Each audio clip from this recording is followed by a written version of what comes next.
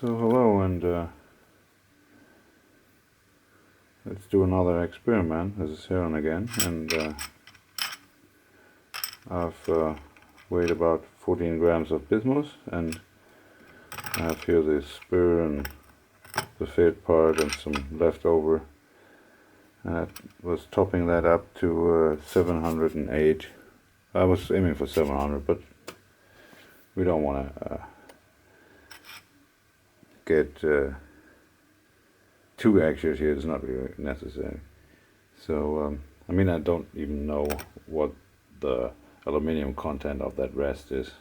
We'll top it up with copper. Copper will go around 10, maybe a little less, and the added bismuth should give us a nice free machining stuff if everything turns out as wanted. So now I'll melt that down. I will just basically cast that thing and maybe some round stuff just to make some machining experiments on it. So I'll now start that, and I'll show you the results after that. Maybe I do a little shot on the casting. It's always nice to see that. But yeah, we will see if that if you can make a free machining alloy by adding bismuth. Couldn't find much about it, but by the way, I'm aiming for about 2% because I was looking up some free machining alloys, copper based, with lead in them. And typically it's about 2% for free machining, and the higher lead contents are for dry running capabilities for bearing materials. So for free machining, 2% should be enough as far as I know.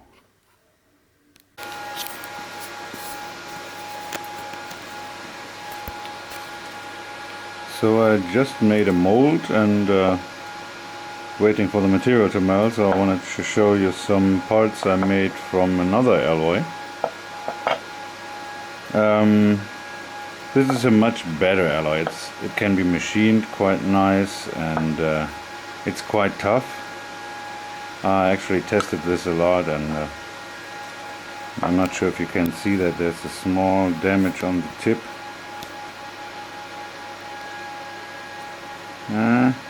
Yeah, it basically it fell down to the ceramic floor from about 1.5 meters, and it landed like so.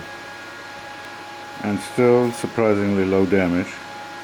I mean, there is some, but so yeah.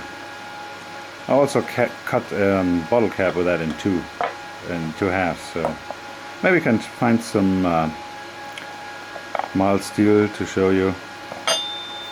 Be right back. So it took me a little while, but I actually found this zinc-plated angle iron stuff. That's clearly mild steel stamped, and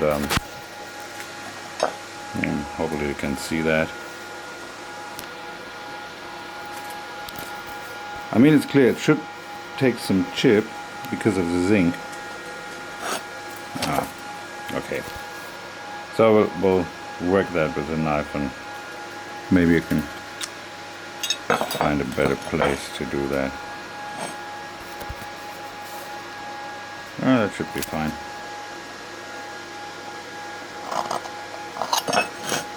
Well, that's clearly only the... Yeah, it's gripping, and it's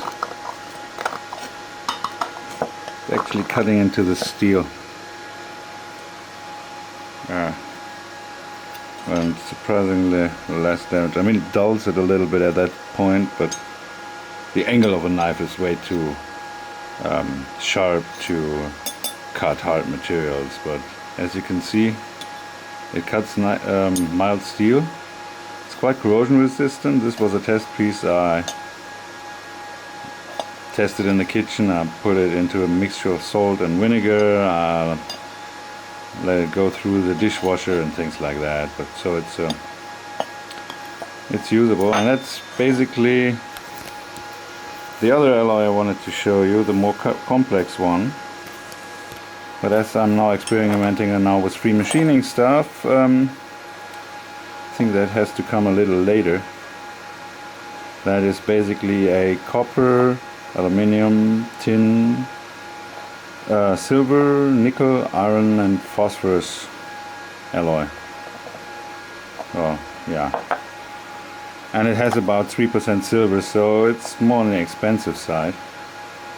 You don't want to use that for big machine parts, but for small knives or things like that, should be nice. It's 8% aluminium, 6% tin, 3% silver, 1% iron, 1% nickel, and if I calculated it right, about 0.0335% phosphorus. So yeah, and I'll put the rest of the copper into the crucible, let it melt, add the bismuth, give it a nice stir, then stir it again and cast it. And yeah, it would be nice to get some less expensive stuff that is maybe even more machinable, and some kind of nice brass substitute for casting. While brass is a nice material when you machine it, it is quite dirty and not ideal when you cast it. So especially when you do that indoors. And I cannot do casting outdoors, so without sufficient fume extraction, you don't want to do zinc or burn zinc in your shop. So I think I will give you a shot when I cast that. And then of the finished part, hopefully it turns out usable. And then of course I will try to machine it. And we will see if it cuts better.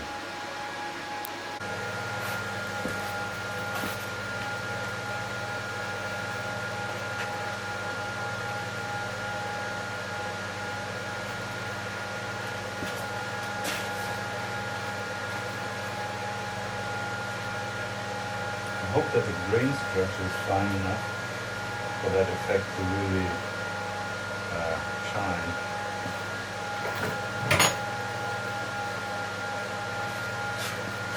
Let's cast it.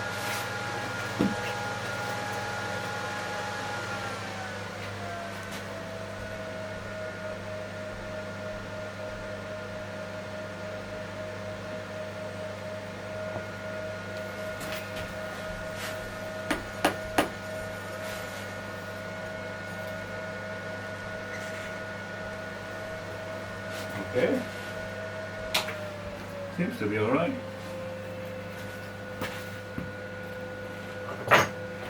I'll let that cool down and I'll give you an update on that. So yeah, you can see that, not that good. But at least I have some parts that I can try to machine and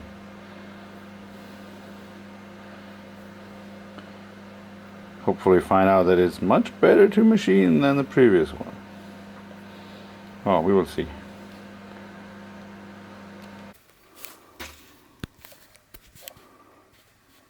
So I just cut that, and it cut really nice. Felt a little tougher than brass, but it now seems to have a good combination of bendability and brittleness to it. Cut nice, just cut it with a hacksaw. Yeah, unfortunately I have to recast that, but one more time. Well, at least now I have some parts to do some machining on, just test it. So I think that's enough for today. I'll give you an update on the machining tomorrow.